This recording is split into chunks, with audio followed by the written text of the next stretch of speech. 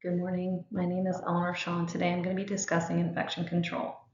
This course is designed for LPN students who have met the full curriculum to graduate and are preparing to take the NCLEX exam. However, this curriculum could be used as a supplemental part of their program if they were discussing infection control. So what is infection control? It's a set of standards of practice used to prevent the spread of infections in healthcare settings.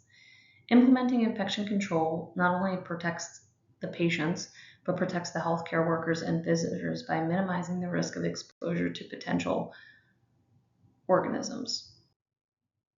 Standard precautions should be used for everybody. So everyone should follow these bare minimum standard infection control practices to include the use of personal protective equipment such as gloves when touching bodily fluids, mucous membranes, blood, saliva, sputum, semen, vaginal secretions. Examples of hand hygiene include washing your hands before and after touching a patient. Know that some organisms will only die from hand washing, so it's not acceptable to just use hand sanitizer in place of washing your hands. A gown if coming in contact with sprays or splashes or bodily fluids. A face mask or shield for any respiratory issues or droplets you may come in contact with, especially if we're suctioning our patients. Respiratory hygiene, coughing into the crook of your elbow, or wearing a face mask to prevent the spread of infection.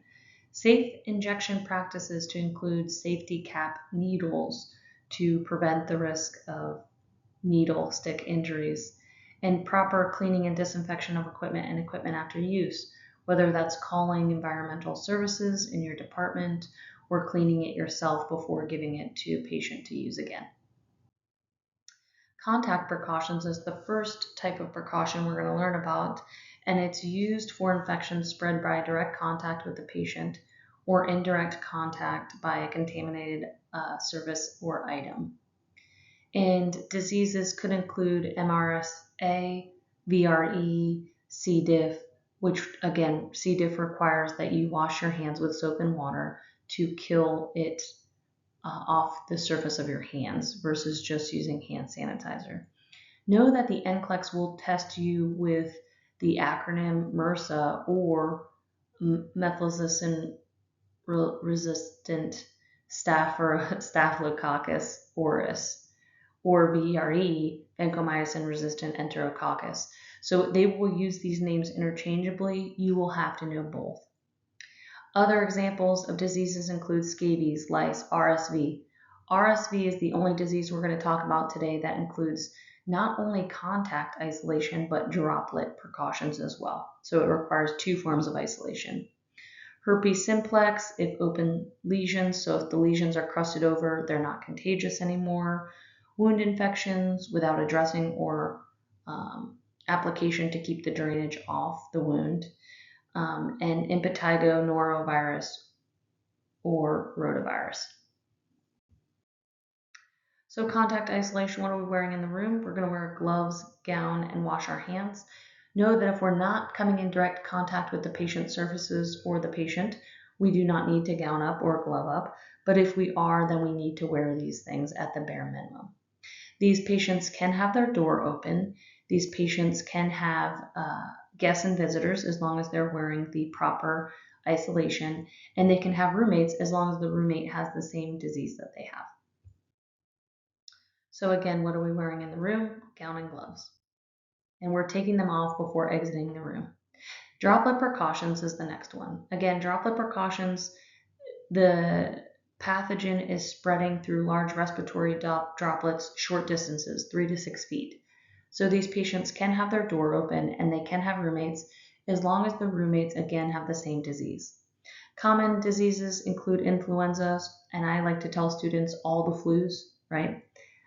Bird flu, rhino flu, influenza, whooping cough, rubella, meningitis, diphtheria, RSV, which also requires contact like we talked about before, parvovirus 19, especially in young children. So when I think about droplet precautions, I also tell myself most childhood illnesses that are contagious, right? And then it easily points me back to rubella and mumps, right? I go down the MMR vaccine and pertussis, whooping cough, those type of things.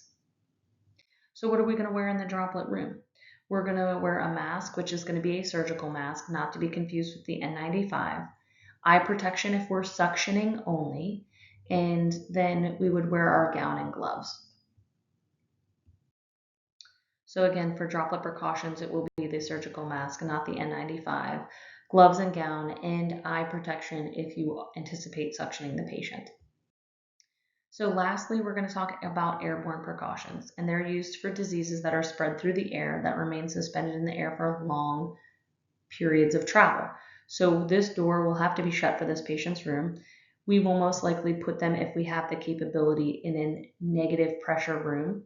That means the ventilation from the air isn't circulating through the rest of the hospital or building. It's actually circulating out through a vent in the roof. Diseases include TB, measles, which is also called rubeola, not to be confused with rubella. Rubella is a droplet disease. Chicken pox, but what I tell students is all the pox, right? So that also includes smallpox. Herpes zoster, which is shingles. Disseminated herpes, which is herpes lesions that have spread systemically all over the body, need airborne precautions. So what are we wearing in the room? We're going to wash our hands in and out. We are going to wear a gown and gloves. Remember that carries forward all the way from contact to airborne, gown and gloves. The only difference is now we're going to wear an N95, which has to be properly fitted to your face. So you'll have to get fit tested for an N95 to make sure you're wearing the appropriate size because, again, it has to be able to seal to your face. And that's why, especially during the COVID times, we had to have our nurses shave their beards so the mask could properly fit to their face. So airborne precautions, again, the door will be shut. They'll be in a negative pressure room by themselves. They will not have any roommates. And if we can't wear an N95, we'll wear a PAPR, which is kind of like a bubble astronaut helmet, if you will, that has its own airflow. So that is for the people who can't have a tight-fitting mask or people with beards. Gown and gloves, and a face shield if we are going to suction these patients. So why do you think infection control is so important? So based off the slides that we just went over, I would like you to put this in the discussion if you are viewing my my video today in class. And why do you think this would be important for us to practice? Whether you're in healthcare or you're not, I think you'll be able to come up with an answer. What is one thing you learned today? And how can you bring this information back to practice? Again, whether you're a patient in the healthcare field or your loved one is a patient, how could you bring this back into practice?